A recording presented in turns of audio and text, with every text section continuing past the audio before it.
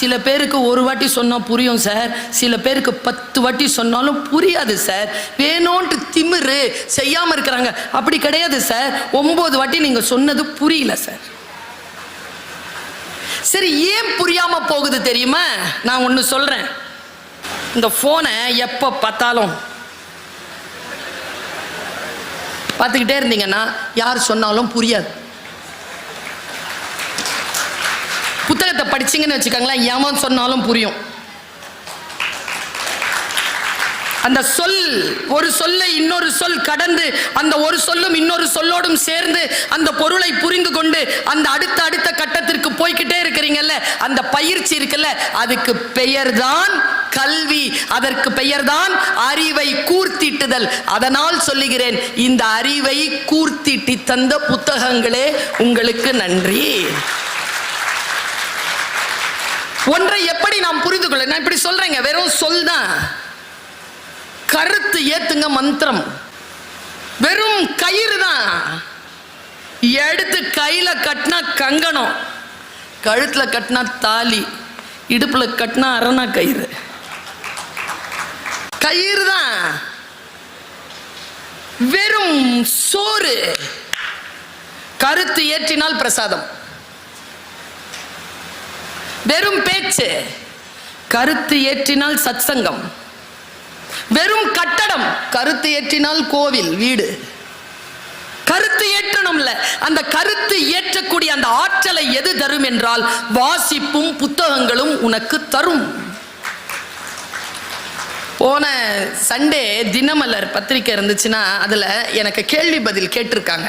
அதில் என்னுடைய பேட்டி ஒன்று வந்திருக்கு. நான் ஒரு சிறுபான்மை சமூகத்தை சேர்ந்த ஒரு பெண். என்னுடைய வீட்டில் பேசக்கூடிய மொழி உருது. அப்பா உருது, அம்மா தமிழ் வழி. அவங்களுக்கு 9 வயசுல கல்யாணம் பண்ணி கூட்டு வந்துட்டாங்க. அதனால் அவங்களுக்கு உருது எழுத படிக்க தெரியும். எங்கள் அம்மாவுக்கு, எங்கள் அம்மா தமிழில் பேசுவாங்க, எங்கள் அம்மா தமிழில் பேசுவாங்க, எங்கள் அப்பா ஃபுல்லாக உருது தான் பேசுவார். கொஞ்சம் நினச்சி பார்த்தீங்களா, ஒரு பிற்படுத்தப்பட்ட சிறுபான்மை சமூகத்தில் உருது பேசுகின்ற ஒரு பெண் எப்படி இவ்வளவு பயணங்களை செய்து PhD வரைக்கும் வாங்கி இந்த மாதிரி உலகமெல்லாம் பயணம் செய்து உலக தமிழ் சங்கத்திற்கு துணைத் தலைவராக வந்து உட்கார்ந்திருக்கானா? என்ன பின்புலம் என்றால் அவள் வாசிப்பு. அவள் எந்த மதத்தை சார்ந்த ஒரே புத்தகத்தை வாசிப்பது இல்லை. அவள் எல்லாத்தையும் வாசிக்கிறாள். நான் பைபிள் வாசிக்கிறேன், நான் தேவார திருப்பதிகங்களை வாசிக்கிறேன், நான் குறள் வாசிக்கிறேன், நான் சங்க இலக்கியங்களை வாசிக்கிறேன். வாசிக்க வாசிக்க எனக்கு பொருள் புரிகிறது. நாம் புரிந்து கொள்ளாமல் யார் புரிந்து கொள்வது? எந்த மதமும் எடுத்துக்கோங்க, அதுக்குன்னு ஒரு புத்தகம் இருக்கும். புத்தகம் இல்லாமல் மதம் கிடையாது. மதவாதிகளுக்கே தெரிகிறது, இதை பரப்ப வேண்டும் என்றால் புத்தகத்தை தான் நாம் கையில் கொள்ள வேண்டும் என்று. புத்தகம் தான். தமிழர்களுக்கு ஒரு புத்தகம் உண்டு. தெய்வ வள்ளுவன் வான்மறை தந்தது என்கிறான் பாரதி. திருக்குறள், திருக்குறளை, திருவள்ளுவத்தை, அவருடைய ஒரு குறளை, ஒரு எழுத்தை புரிஞ்சுச்சுன்னா போதுமே. ஒரு குறள்ங்க பல நேரங்கள் எனக்கு புரியறதே இல்லை. நீங்கள் எல்லோரும், நான் எல்லோரும் சேர்ந்து, ஏன் நான் மட்டும் இப்படி இருக்கிறேன், ஏன் எனக்கு மட்டும் இப்படி, ஏன் நான் வறுமையிலேயே இருக்கிறேன்? பாருங்களேன், அந்த குறளை சொல்ற புரியுதா பாருங்க. இலர் பலராக காரணம், இலர் பலராக காரணம், நோற்பார் சிலர், பலர் நோலாதவர். எந்த ஒரு காரியத்தை செய்தாலும் எல்லோரும் சேர்ந்து பயணித்து செய்கின்ற பொழுது அந்த தொகுப்பு கூடுகிறது.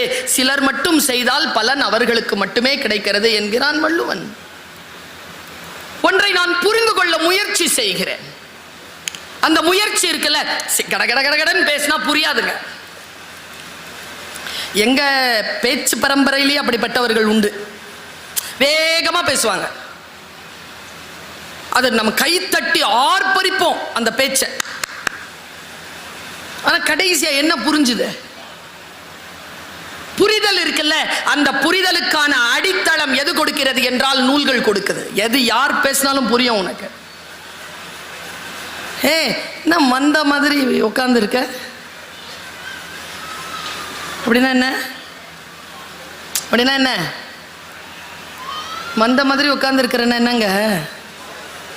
கூட்டமா உட்கார்ந்துருக்கோமா? மந்த ஆடு பார்த்துருக்கீங்களா? ஒரு ஆடு போய் ஒரு இடத்துல ஒரு குச்சி நீட்டிடுங்க, அதை தாண்டி குதிச்சுட்டு போகும். குச்சியை எடுத்துருங்க, எல்லா ஆடும் அந்த இடத்துல வந்தால் தாண்டி குதிச்சுட்டு போகும். அதுக்கு பேர் தான் மந்த. இல்லை, நான் மந்தைகளில் ஒரு ஆடு இல்லை, நான் மந்தையிலிருந்து பிரிந்து போன ஒரு ஆடு. என்னுடைய பாதையும் சரியாக இருக்கலாம். இப்படி ஒருத்தர் எழுதுறாங்க, மந்தையிலிருந்து பிரிந்து போன ஒரு ஆட்டின் பாதை சரியாக கூட இருக்கலாம். இப்படி ஒரு ஐக்கு. யோசிக்கிறேன், என்னை யோசிக்க வைக்கிறது லேட்டரல் திங்கிங் என்பார்கள், பக்கவாட்டில் யோசிப்பது அனலிட்டிக்கல் திங்கிங் என்பார்கள், கிரிட்டிக்கல் திங்கிங் என்பார்கள். ஒவ்வொன்றையும் நான் சிந்திப்பதற்கு எனக்கு வாசிப்பு துணை செய்கிறது.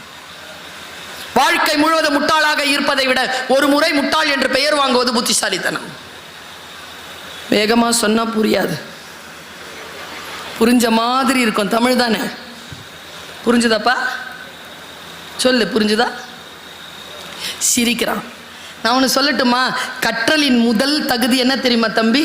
தெரியலங்கிறது வெளிப்படையாக ஒப்புக்கிறது.